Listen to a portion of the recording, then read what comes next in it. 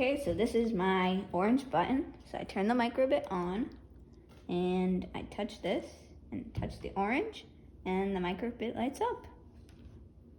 Ta-da! You can do the same at home. First, you take an alligator clip and connect it to the 0 part on your microbit. Next, you take a separate alligator clip and connect it to the ground button on your microbit. Then, you take an orange and connect your 0 microbit alligator to the orange.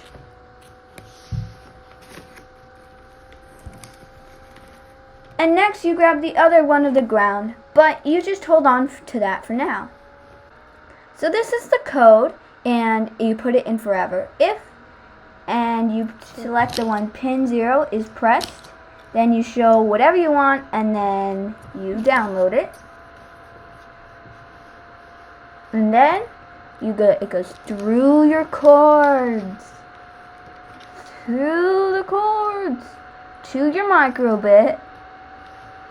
And then, when you turn on your microbit and you hold the ground alligator clip and touch the orange, it turns on. This is a cool DIY for whatever you want.